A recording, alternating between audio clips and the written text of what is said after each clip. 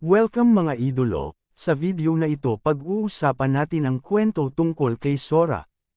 Pero bago ang lahat baka interested ka sa ganitong mga video huwag kalimutang i-click ang subscribe button, at i-hit ang notification bell para laging kang updated sa mga video natin. Sa Land of Dawn, may isang bayani na naglalakbay sa Agalta Drylands, si Sora, batang mandirigmang may kapangyarihan ng ulap. Sa bawat hakbang niya sa gitna ng naglalagablab na disyerto, haharapin niya ang walang hanggang buhangin, malupit na bagyo, at mga lihim ng sinaunang mundo. Ito ang kwento ni Sora, isang alamat kung saan ang tapang, determinasyon, at kapangyarihan ay nagiging kasaysayan.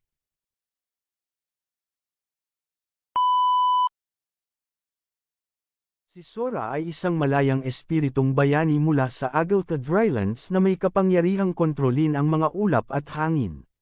Ginagamit niya ang kanyang lakas upang maglakbay sa disyerto, tuklasin ang mga sinaunang guho, at magdala ng ulan at pag-asa sa mga lupang sinasalanta ng tagtuyot.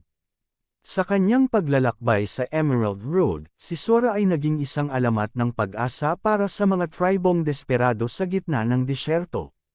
Dahil sa isang sinaunang sakunang dulot ng kasakiman, naging disyerto ang Agalta at nawasak ang Emerald Road. Gayunpaman, nanatili ang awit ng Cloudseeker, na tumatawag sa mga kabataang may tapang at pag-asa, tulad ni Sora, na piniling sundan ang awit at harapin ang kapalaran ng tuyong lupain. Hindi pinaniwalaan ng mga nakatatanda ang layunin ni Sora, ngunit pinukaw niya ang loob ng mga kabataan. Sa ilalim ng liwanag ng buwan, sila'y naglakbay patungo sa di kilala upang sundan ang alamat ng mga mahiwagang ulap.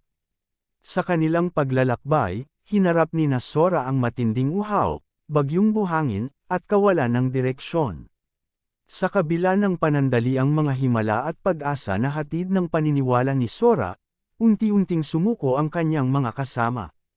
Sa huli, narating nila ang gitna ng disyerto, walang mga mahiwagang ulap, tanging mga guho at isang nagbabadyang sakuna. Habang nawawalan na ng pag-asa ang lahat, si Sora ay nanatiling matatag at nakarinig ng dagandong ng kulob mula sa papalapit na bagyo, hudyat ng paparating na pagbabago.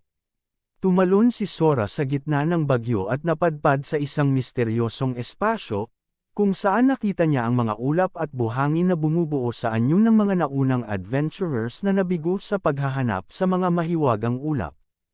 Natuklasan ni Sora ang isang piraso ng Twilight Orb na kayang gawing realidad ang mga pangarap.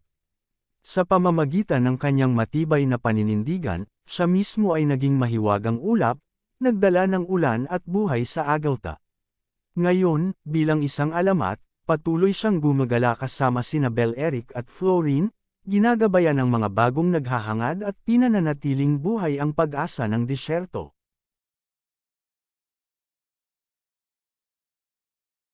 At sa Land of Dawn, ang kwento ni Sora ay hindi nagtatapos sa bawat paglalakbay.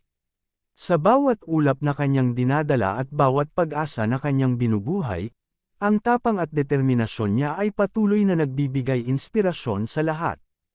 Ito ang alamat ni Sora, isang kwento ng lakas, pag-asa, at kapangyarihan na mananatili sa puso ng Land of Dawn.